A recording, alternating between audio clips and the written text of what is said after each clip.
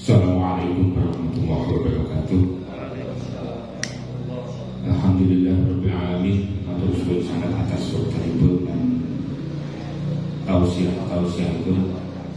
Jadi ini kula pribadi menemukan semangat baru dalam berbangsa dan bernegara. Yun sewu yai dalam berdiri dari tablet ketika kebijakan umarok menika bertentangan dengan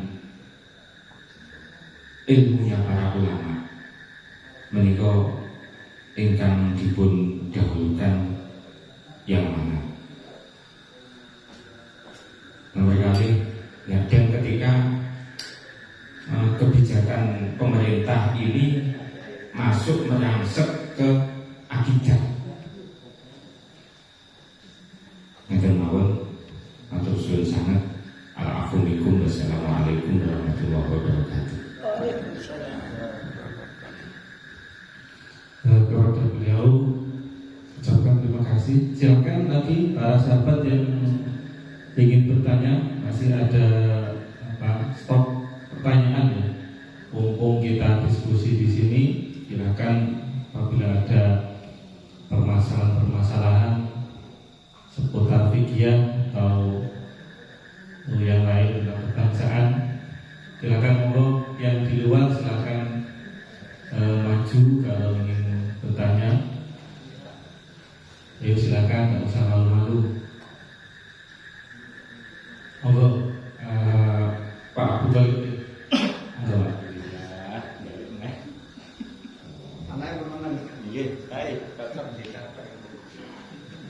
Assalamualaikum warahmatullahi wabarakatuh. Terima kasih atas waktunya. Seru Pak Yai. Tadi pagi ada pertanyaan ini lo cara jawabnya dengan sakit napa dereng pas. Pertanyaan lo ngeten iki. Saumpami tiang sepuh kita sampun sedo tapi dereng dipun akikoi. Lah yoga niki derek napa niku istilahnya derek arisan korban. Ngoten derek arisan korban. Tapi piyambak niku dereng ngakikoi. Niki piyambak niku bingung. Wonten ingkang dawuh lek dereng ngakikoi niku istilahnya napa niku dereng pareng nglaksanani korban. Ngoten. Terus niki pertanyaan ini mau terus pundi anggenipun nglampahi menika padahal piyambake menurut kisah niku dereng dipun akikoi. Tapi piyambake derek persis derek niki ngaku ceritane derek napa niku arisan korban terus modal korban niku saya ini pun berpun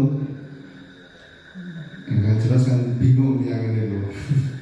Karena terdengar koi tapi pikanto apa itu alasan korban.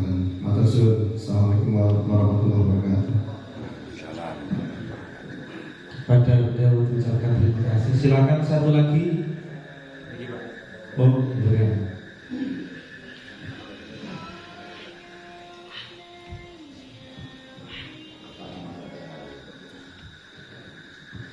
Assalamualaikum warahmatullahi wabarakatuh. Yang sewu Yai Bedi Derek Tanglet. Perkenalkan rumiyin kula Muhammad Yasin Yusuf. Kula derek Kesawi menika tumut-tumut nggih.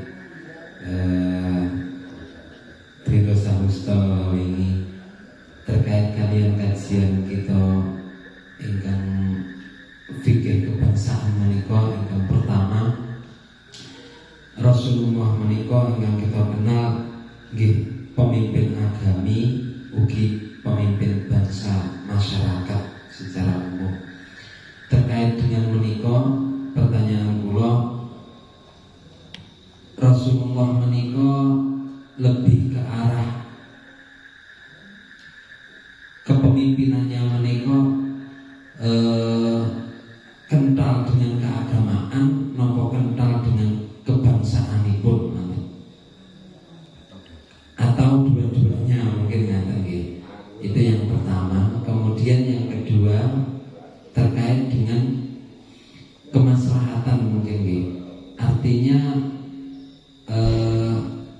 kemaslahatan agama atau keberlangsungan agama, dan yang kedua kemaslahatan dan keberlangsungan negara atau bangsa. Ketika kemudian dua hal menika mungkin ada salah satu yang harus kita pilih,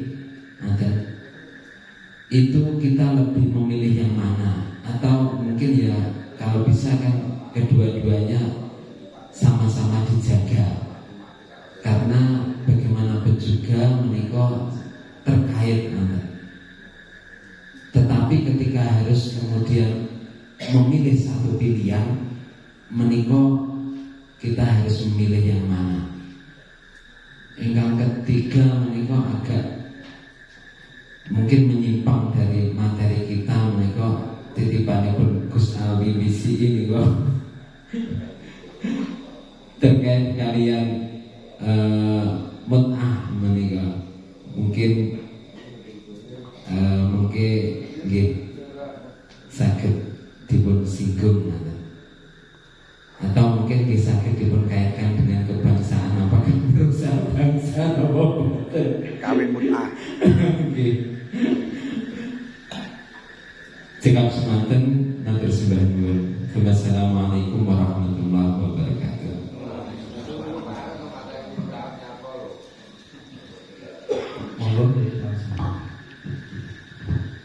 Yajibu intisalu amri imam bikuli malahu fihi wilayatun. Semua hal-hal yang menjadi wilayahnya imam. Apa wilayahnya imam? Tadi sudah saya sampaikan. Wilayahnya imam pemerintahan itu hal yang zahir. Wajib kita taati. Kata zakatul mal zahir. Tapi kalau memang di situ bukan termasuk wilayahnya, ya tidak kewajiban, karena jadi tak ada wilayahnya juga tidak mungkin akan diperintahkan. Baiklah takun lagu di wilayah itu bahwa minal hukum al wajiban mantuba jasa tak boleh wal istiqal bisa binasal. Baikan al makmul bin bahkan al makmuran al haraman lam yajib imtisalu amrihi fi kama qalahu mimro. Kalau yang diperintahkan itu bertentangan dengan agama, mubah atau makruh atau haram, gak wajib untuk diikuti menurut pendapat Imam Romani. Tapi waktu data fitufah muhajar masih ragu semacam itu. Summa malah ilal wujud bikuli ma'amara bil imam walau muharraman. Lakin zahiran maqam. Wajib kita mengikuti perintahnya imam walaupun itu haram, walaupun bertentangan dengan agama, tapi wajib dalam zahir. Maksudnya wajib dalam zahir itu bagaimana? Wajib secara zahir artinya kita harus patuh tunduk kalau memang kita terbukti melanggar, walaupun dalam Islam tidak melanggar.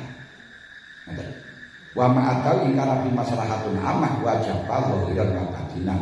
Kalau tidak muharraman walaupun itu makruh, tapi itu ada masalah amah, wajib zahiran wa batinan. Kalau tidak ada masalah wajib zahiran saja. Makanya kalau mengharuskan pakai sin dan sinnya wajib kita mengikuti zahiran. Zahiran bagaimana? Kalau kita ditilang ya harus patuh. Itu wajib zahiran. Tapi gak berdosa maka bahasa bukan seperti ahli kan tentu. Namun zahiran tetap. Ini bicara masalah kebijakan yang imam walaupun di situ haram tapi ada kemaslahatan amah misalnya. Saya paham ya. Itu wajib kita ikuti. Nah, masalah karena hati Allah, hati Rasul, hati amri minggu.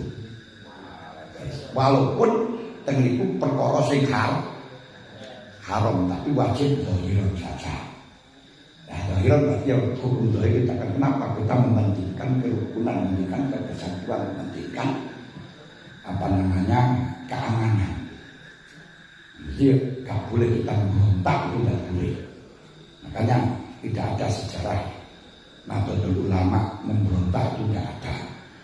Dan juga tidak ada sejarah Nahdlatul Ulama yang terlibat di dalam teroris, tidak ada. Karena itu melanggar melawan hukum. Terkait pernikahan ya. Nggih. Aslinipun tolak sampun 3 kali. Pengadilan masih Nah, itu 1 kali. walaupun pengadilan 1 kali ya sampai beragama apa bukan? Jadi jangan karena dilegalkan oleh pemerintah kemudian kau lakukan. Kalau itu urusan pemerintah sudah semacam itu. Tapi urusan negara, agama, kalau kamu beragama ya jangan kau lakukan. Yo, kamu melakukan wah ini undang-undang contohnya gini, kamu melak catatan pemelak agama. Gitu loh. Jadilah kalau urusan agama pemerintah gak usah ikut campur. Makanya kalau kamu meyakini itu sudah talak 3, ya jangan kamu kumpuli juga, jangan kamu kawin. Walaupun di situ tidak ada ngomong, kalau sudah tolak 3 saja belum ada laporan ke pemerintah, itu saja masih tetap istri. Iya, 2 apa itu halal, ya udah. Di zaman ini kok masih ada suratnya, 2 apa halalnya itu karena surat. Nah, ini kita bedakan antara urusan undang-undang dengan surat. Demikian pula ketika Anda kawin dengan sini, secara agama sah, tapi dengan pemerintah nggak sah. Makanya jangan menuntut kepada pemerintah ketika anakmu nggak dapat warisan. Kalau kita agama boleh, yang menuntut agama saja, kamu jangan menuntut pemerintah. Dan kamu mengatakan secara agama boleh kok, ya menuntut secara agama.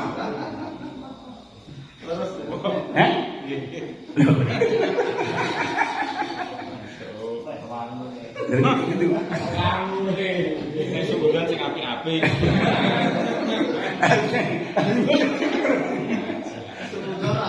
Bisa katakan zakat mau loh, seperti zakat itu sudah bisa lepas kalau kita mau helah.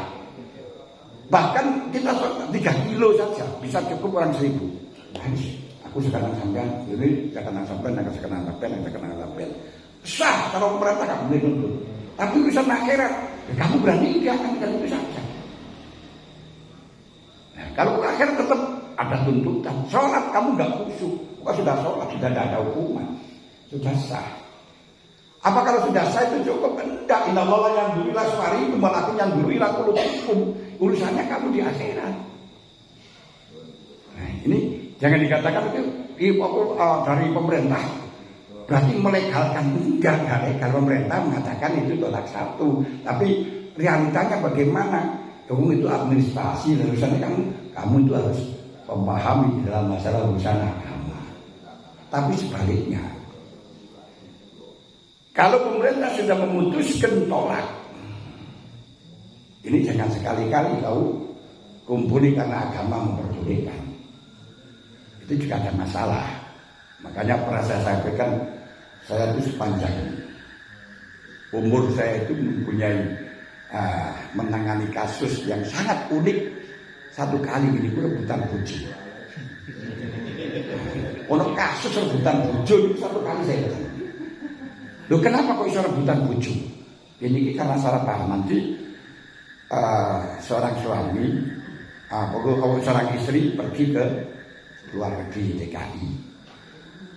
Dengan apa suaminya yo mencukupi di rumah itu cukup, tapi yo seperti itu, layak mutu malah yahya, gak bermutu gak akan biaya.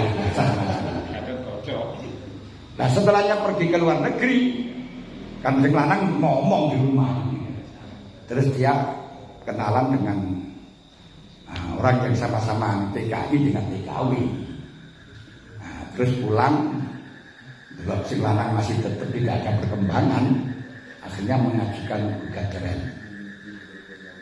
Setelah gugat cerai, si lanang ini matur kepada kiai, kalau itu berpikir saya tidak akan nolak. Karena dia kan suaminya, istrinya. Nah, terus akhirnya dengan tidak mau hadir, dipanggil sampai 2 kali nggak hadir, ada surat nikah, ada surat tolak, sudah diputuskan tolak satu karena tidak hadir, tidak berarti mengakui. Dia prinsip saya tidak menolak berarti istri saya. Lah sehingga dia wis duwe surat, wis dikai tolak karo hakim. Nah, lalu setelahnya habis idahnya kawin dengan pilihannya. Setelahnya kawin rebutan, katanya di sini saya tidak menolak berarti istri saya. Yang tentu saya sudah kawin dan ini sudah ada bukti surat tolak janda dan sudah habis idahnya. Terus datang pada tempat saya yang menangkan yang mana? Saya menangkan yang punya surat itu tadi. Kalau sampean nggak mau sebenarnya agak mau untuk apa itu tidak mengakui masalah tolak bisnya itu ada banding. Kalau tak banding dia sudah kalah kami. Sebab apa? Karena hakim itu sebagai wali bisa untuk menikahkan dan bisa untuk membatalkan. Nah, ini wali karena hakim itu hanya. Jadi merasa batalkan, makanya sudah batal itu semua batinan. Dia salahmu sendiri tidak bersetuju dalam macam-macam. Nah ini jangan salah fikih boleh, nggak bisa kan? Ya jangan hukum fikih itu namanya. Pemerintah tetap, kalau sudah pemerintah memutuskan dasar tidak sah. Ini namanya. Ini beda antara pemerintah mengatakan masih belum masih nggak sah, masih apa itu namanya mahram saja nggak ada dalam surat larangan kan nggak ada. Apakah kalau sudah ada surat larangan berarti halal? Ya enggak. Kalau di situ ada tolak 1 kemudian punya surat 3 ya nggak ada. Tapi apakah khusus kalau sudah surat 3 kemudian nggak ada keterangan halal? Ya enggak. Itu bedakan antara urusan agama dengan urusan pemerintah. Pemerintah itu secara formalnya yang tentu akan bisa apa itu nuntut atau tidak menuntut. Bahkan ada kasus lagi yaitu kawin sama ponakannya istri. Nah, ada mempunyai istri kemudian gak punya anak. Setelahnya gak punya anak akhirnya mengambil ponakannya dipupu. Nah setelahnya dipupu itu kawin apa tuh dinikahi. Nah, di dalam pernikahan yang kedua, yang pertama kan tidak mengizini, tapi nggak ngerti masalah itu halal atau haram dan kan mengizini. Terus kemudian dari KUA kan tidak pernah mengatakan ini hubungannya suamimu istrimu dengan istri yang kedua ini apa, kan nggak ada. Nggak ada keterangan-keterangan penampilan semacam itu, hanya hubungannya kamu dengan apa itu istrinya yang kedua ini, hubungannya di orang lain dong. Akhirnya punya surat nikah. Ini kan halal surat nikah. Tapi walaupun sudah punya surat nikah, tapi ya tetap gak halal surat agama korone itu.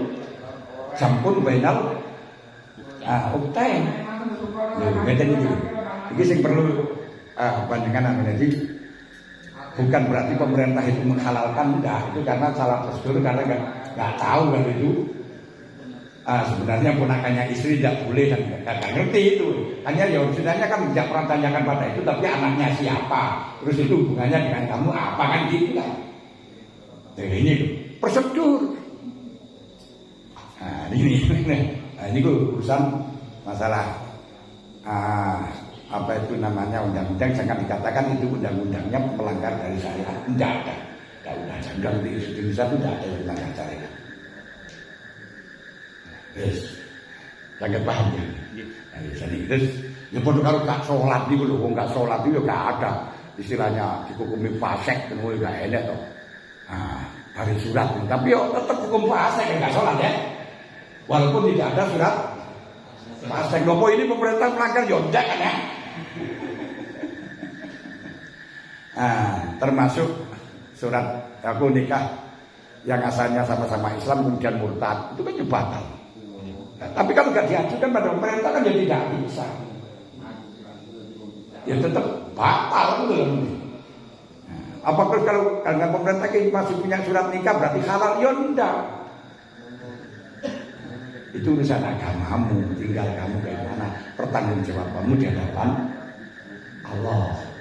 Ini kedua masalah akikoh. Siapa yang bilang kalau kurban itu tanpa akikah nggak sah? Malah justru akikah itu menurut Abu Hanifah nggak ada.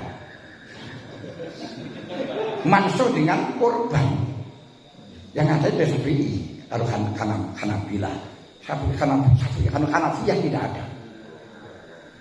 Nah, kemudian baik mana akikah dengan kurban? Jelas baik kurban.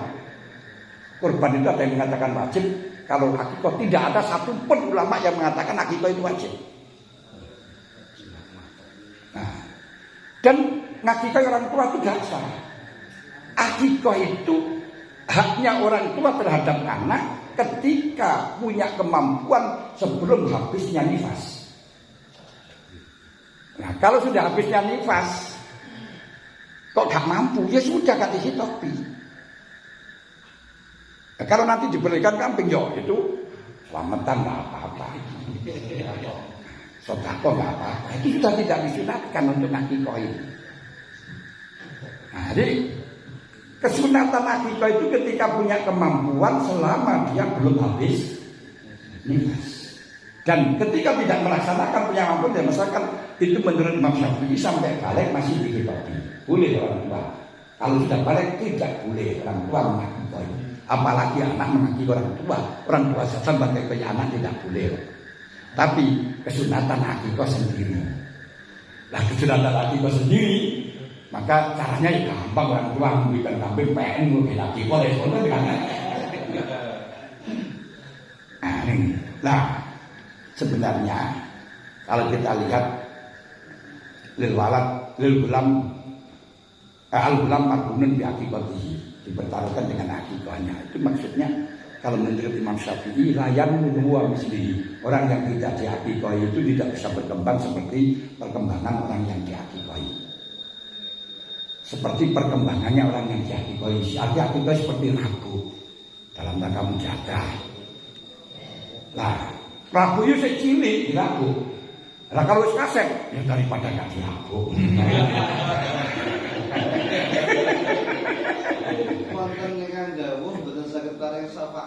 Nah, itu menurut Hanabilah mengatakan la yasfa'u illa bi hakikati ay la yasfa'u kamilan. Tidak bisa memberi syafaat dengan sempurna, berarti bodoh. Karena apa? Karena tidak bisa meningkatkan ibadahnya seperti orang yang bisa orang yang hati-hati, berarti gak bisa memberi syafaat yang sempurna. Itu gak ada perbedaan antara Hanafi dengan antara Hanabilah yang mengatakan la yasfa'u itu ay la yasfa'u syafa'atan kamilah. Gak bisa memberi syafaat yang sempurna. Kalau syafaatnya semuanya orang lain saja bisa beri syafaat kok. Apalagi anak kepada orang tua. Tetangga saja lo bisa memberi syafaat. Loh, kita sholat saja lo memberi syafaat. Kenapa? Kalau sampai sholat sendirian terus saya ikut sholat, akhirnya mendapat syafaatnya sampai syafaat saya berjamaah malah betul-betul. Ngomong dia bisa bersyafaat orang. Dan masalah syafaat itu syaratnya untuk mendapatkan hanya la yasfa'u indahu illa bi'izni. Tapi untuk mendapatkannya yang mendapat izin siapa? La yamlikuna syafa'ata illa man ittakhadha indar rahmani ahda. Orang itu tidak akan pernah mendapatkan syafaat kecuali mendapat legalitas atau mendapatkan sertifikat untuk mendapatkan syafaat, yaitu ahdun. Apa ahdun? Yaitu asyhadu an la ilaha illallah wa asyhadu anna Muhammadar Rasulullah. Pokok Islam. Tapi juga saya katakan tadi Islam yang macam montone syahadat itu mukhlisin al-hudi. Kenapa? Kanjeng Nabi mengatakan dalam hadis an-nabilah para alamani yang Taurat ila sibran wahidan sampai umat Muhammad di dalam masuk Islam ada 3 macam. Wasuliyatuna bidulubihim wa wasuliyatuna awasuduna yatuna bidulubihim kisah. Masuk surga tanpa kisah seperti itu. Nomor seperti apa wasuliyatuna bidulubihim wa khotoya wa yubahum. Dosanya banyak cuma diampuni. Nomor 3 wasuliyatuna bidulubihim wa khotoya itu dosanya banyak. Fayaqulu wa ta'ala lil malaikati izhabu fasiduhum. Jajal timbangan malaikat. Qalu wajadna asrafu ala anfusihim wa wajadna amalakum minal dzunubi ka amsalul jibal. Duh, Gusti mbah, dosane jangan karu-karuan ora tau. Gur penggawean togel Gusti. Ghairu annahum kanu yashhadu an la ilaha illallah anna Muhammadar Rasulullah. Dari Gusti Allah bi izzati wa jalali la ta'adu man akhlason. Nek mojo zakat betul-betul ikhlas karo aku. Gak saya makan kaman al-kadzabi. Adkhilul jannata bi mati. Tidak ada orang itu. Kalau tidak bisa Pak, kalau tidak mendapatkan hakikah terus tidak mendapatkan syafaat kita mengatakan agama yang kota mamilan musalasin serta penjariatin al-ilmin yuntafa'u biya waladin salihin yang ulah kaji hakikah yang naik sukses saya bendera ya oleh apa itu naik sukses jadi pegawai gitu ya orang tua ini ya oleh yang syafaat ya kenapa di akhirat gak bisa gitu dia dunia itu oleh terus ngau anak ingkang badhe niat ngake kowe salah mboten saged tapi ya sah aku oleh-oleh ae kenapa artinya oleh niku gak dadi batang nek dadi di bawah produksi udah diberi gak dadi batang ya kan jadi di tapi kok ini sedekah salah makanya korban betul ngurbani akan maksudnya yang sepenggal sedo pun korban. Nah, ya sing korban ya dhek ganjarane dikat wong tuwa enggak apa-apa. Wong tuwa korban ora ndek apa-apa wis mati. Sampeyan yang korban ganjarane nang wong tuwa ndak masalah. Nah, ini masalah korban itu nih saya malah berarti nek wong iki durung umur kalau dia korban ya ora apa-apa. Nah, apa sama? Iya ora apa artine dibelek kan yo ora dadi batang terus marono di sedekah kan yo oleh ganjaran to. Wong hanya menggugurkan hukum sunat makan menurut ae kok. Dipermasalahno napa. Kon mbuh durung iki durung kuwi durung baksa. Napa dene bahasa. Kamu apa sah ora. Artinya sama bagaimana dibelek ora dadi batang, didungno ya oleh ganjarane sedekah. Sedekah hanya tidak bisa menggugurkan hukum makruh. Iku lek punya kewajiban kepada apa itu perintah untuk korban bukan untuk nonton itu ayo diangel-angel niki untuk secara tunggal nonton itu untuk desa nonton kan sampun sedo itu kan dingake kowe lajeng asmane ingkang lah anak sing mati gurung balik itu tetep kesunatan diakui tapi nek wong tua sing wis mati ora ingkang korban iki kan nggih. Biasane teng desa wonten nika sampun ninggal niku dipun kurbani ngono. Dipun sebut asmane korban itu sampun sedot yang sepae. Niku kan salah. Ya ini rada salah. Aja dikorban iki ya sing korban. Ini kurbane anu dia aku anak itu anu dia halisat an. Jadi hadza udhiyatu fulan bin fulan. Fatakobalha minhu terus wa ausil sawaba ila ngoten. Lah nek kan dia ini mawon pinter. Biasa anak-anak ya orang-orang yang korban untuk orang tuanya niki korban mbah kula nggih. Niki korbane sampean ganjarane kanggo mbah nggih. Ngoten mawon wis. Lah nek wong tua korban yo piye gak iso lho berarti beda apa. Jadi maksudnya ya saya yang korban menane sampeyan korban ganjarane dikanggo wong tuwa ya sampeyan ya oleh ganjaran terus ya menggugurkan hukum makruh bagi orang Syafi'i menggugurkan kewajiban menurut Hanafi ngoten mawon karo wong Maliki. Terus soal ditangkap nggih saged lho saged ganjarane saged karena ganjaran itu bisa dikirimkan apapun. Lah sing gak oleh niku sampean jupukno bondone sing mati niku lek gak wasiat gak oleh. Kenapa? Juga wasiat krono gak wis duwe bondo ngoten lho. Lah wasiat kena kok jupukno. Makanya orang yang memahami kitab di dalam itu salahnya jadi ku kalau gak wasiat gak boleh itu bondone sing mati gak kena dicukup kanggo kurban kecuali dengan wasiat. Nah, tapi lek sing bondone tek sampean gak masalah. Seperti orang yang punya hutang tidak boleh. Kalau orang-orang yang tidak itu nggak boleh dibungkus lebih dari satu kalau memang yang punya hak menuntut. Tapi kalau dibungkus dari diri kalau orang lain tak baru ini kanggo niki tidak masalah. Saketan. Nah kemudian masalah apa itu Kanjeng Nabi itu sebagai pimpinan bangsa juga sebagai sultan, terus sebagai nabi yang jalankan agama apa kenegaraan. Ini negara itu urusan agama, kebangsaan itu juga urusan perintah agama jangan dikatakan itu bukan perintah agama. Kita berbuat, kita mentoleransi itu perintah agama.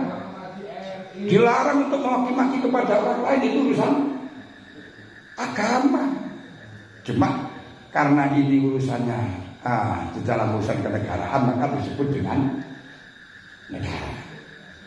Lalu kalau di situ urusan pribadi dengan urusan apa itu namanya umum, ini mendahulukan kepentingan umum. Rasulullah melarang memberi sesuatu untuk ditimbun, padahal itu pun hanya sendiri. Kita melarang orang lain untuk menasarkan harta sendiri karena madorot. Tapi kalau dibiarkan akan terjadi masalah, akan terjadi apa itu namanya rusaknya orang umum. Karena kalau ditimbun nanti umat yang kelaparan, haram ini. Makanya harus mendahulukan kepentingan umum daripada kepentingan pribadi. Ini seperti yang disampaikan oleh Pak Gusman masalah sempiter. Sebenarnya kita nggak boleh melarang orang bersangkutan, tapi kalau memang tidak, kalau mengganggu orang lain, kalau mengganggu orang lain, boleh kita larang. Nah, ini loh. Nah, ini urusan pribadi nih, urusan pribadi. Nah, termasuk ya di antara ini Kanjeng Nabi yang meninggalkan masalah urusan prinsip agama, tapi untuk kemaslahatan, untuk bangsa, untuk kerukunan yang paling itu dalam perang di dalam Sulh Hudaybiyah. Dalam Sulh Hudaybiyah Kanjeng Nabi apa itu namanya akan umroh ke Mekah. Dihadang oleh orang kafir, tidak boleh. Orang kafir Quraisy. Setelahnya tidak boleh, akhirnya berunding. Terus setelahnya itu mengambil kesimpulan boleh dengan 3 syarat. 1, Rasulullah tidak boleh membawa pedang berbunus. 3, tidak boleh lebih dari 3 hari, padahal tanah kelahiran sendiri. Ketiga, kalau orangnya Rasulullah ingin tinggal di Mekah harus dibiarkan, tapi kalau orang Mekah ikut Rasulullah harus dikembalikan. Ini akan damai yang sangat merugikan kepada agama, pada Muhammad. Tapi diterima.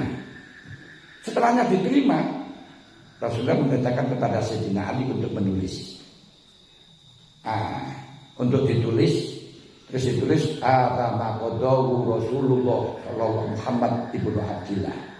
Ini adalah kesepakatan Rasulullah Muhammad ibnu Abdillah. Tapi kenyataannya mereka gak mau.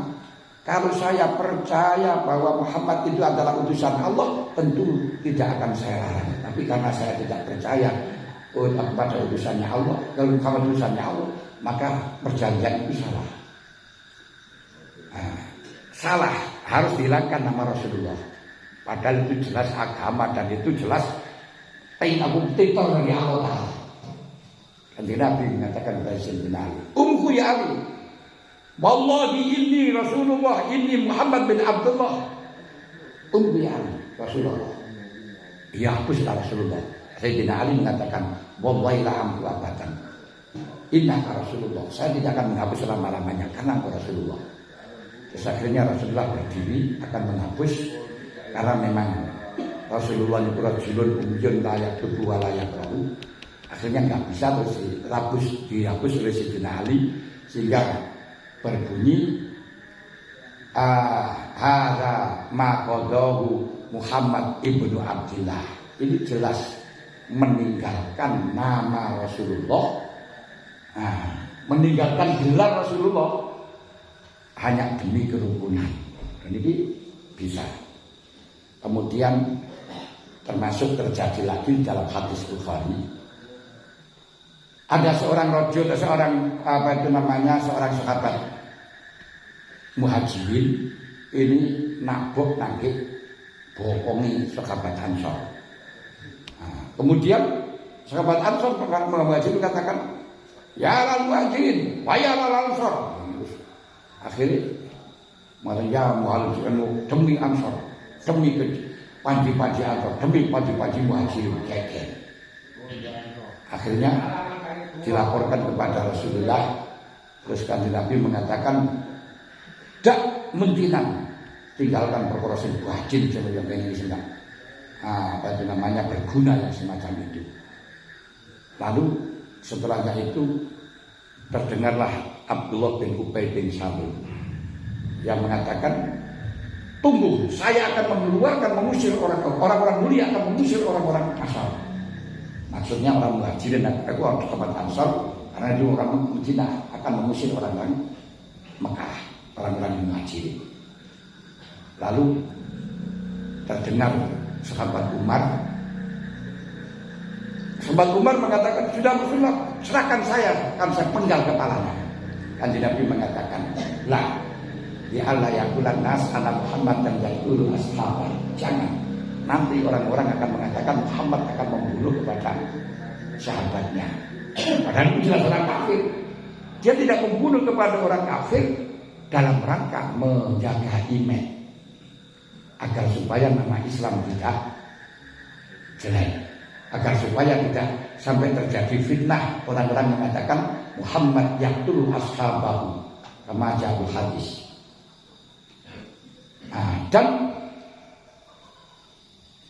kemudian Abdullah bin Ubay bin Salul setelah mendengarkan itu, Muhammad, saya mendengarkan bahwa engkau akan membunuh kepada ayahku. Serahkan saya saja, yang saya akan menggal kepalanya. Lah, jangan. Kenapa? Karena Rasulullah betul menjaga jangan sampai keluarganya itu nanti, keluarga yang sudah masuk Islam itu nanti gelisah karena ini.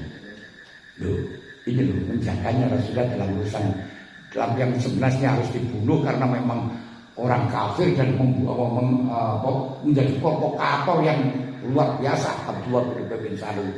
Tapi di dalam, karena dalam menjaga iman melarang untuk membunuh. Ini jelas urusan agama, urusan anda agama niku lho ning masalah taat niku lho. Kan taat niku wajib lek iso. La yukalifullahu nafsan illa wus'aha. Kalau enggak bisa kan enggak harus dilaksanakan. Kenapa harus dipaksakan? Itu aturan agama. Enggak iso lakoni, kalau bisa kamu lakoni kamu akan bahaya. Sudah enggak pasti dilaksoni menurut ae kok. Wong kan agama niku yukalifullahu nafsan illa wus'aha kan ono lek iso menane kanjeng Nabi dawuh tidak amartu bisyai'in fatu minhu masaqatum. Lek kowe tak rentang lakon ana sing iso ae, enggak iso enggak usah. Kenapa kita harus memaksakan harus bisa? Orang kan diwajibkan haji kalau bisa. Jangan sampai kita ngoyo-ngoyo terus mau abung ben iso kan gak ada kewajiban. Kok ngoyo-ngoyo kok pengen diwajibkan haji. Malah justru kita curigai mau abung-abung untuk haji itu kita curigai. Curigainya apa? Nuruti orang. Supaya kangen Mekah, kok kangen Madinah, kok kepengin haji, orang wajib kok kepengin diwajibkan itu Makanya cara itu gampangannya. Orang itu jadilah tamune dia. Tamu niku lek ora dibagekno. Mbok disuguhi ngeten iki yo oleh diombe, tapi lek ora dibagekno niku ora sopan.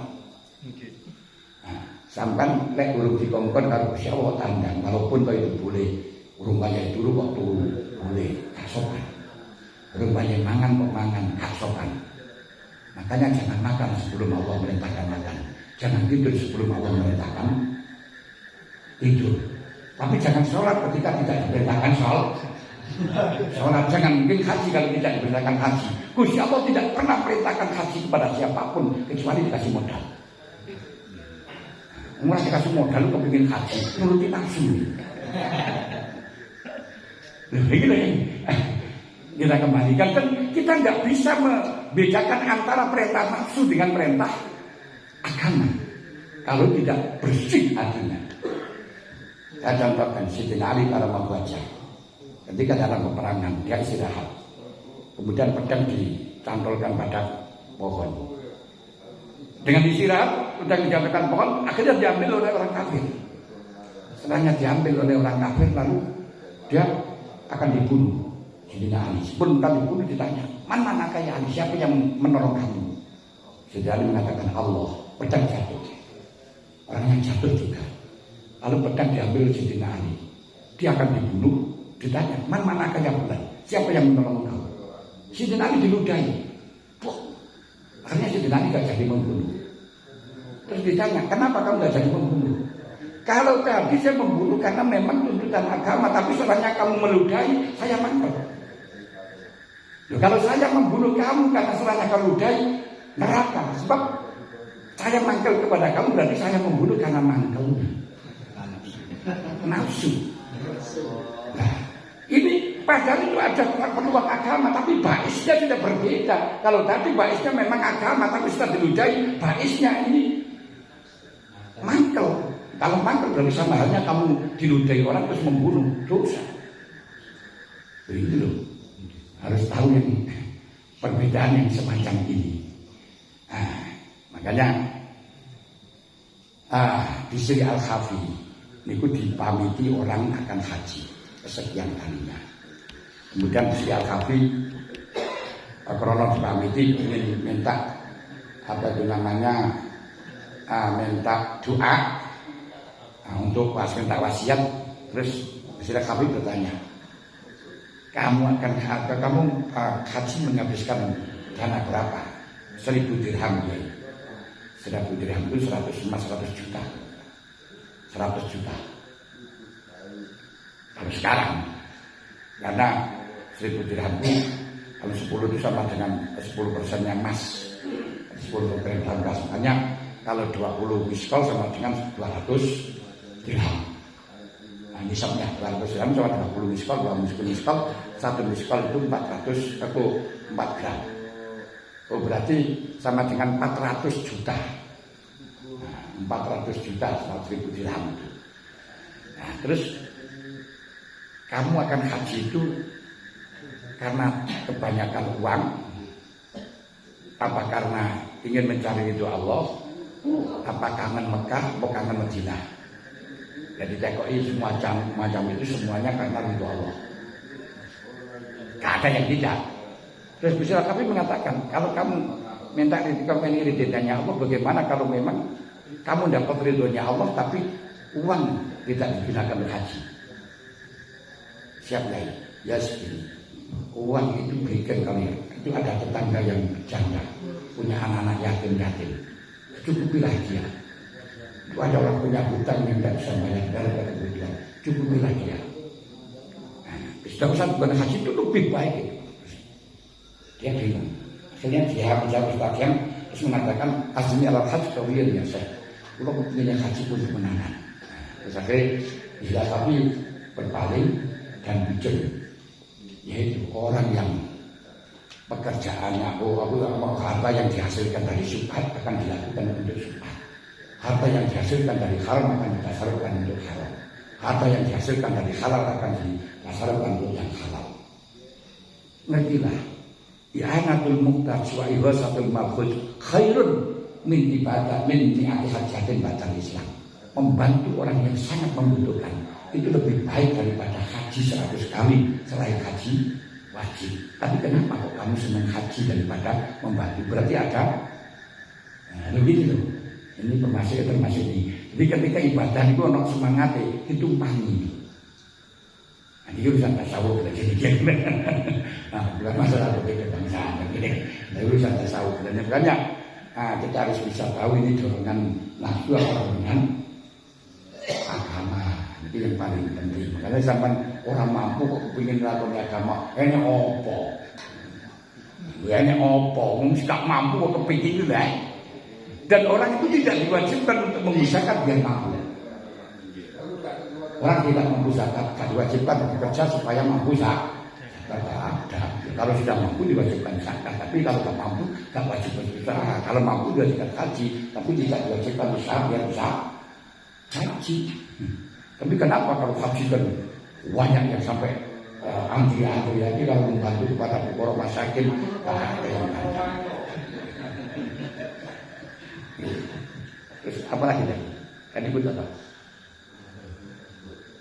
Nikah. Nikah. Syarat hukumnya sampun terpenuhi napa tetap haram. Kalau syarat nikah, ya syarat apa tuh rukun syarat dan rukunnya terpenuhi bukan namanya mut'ah. Mut'ah itu tidak menutupi syarat.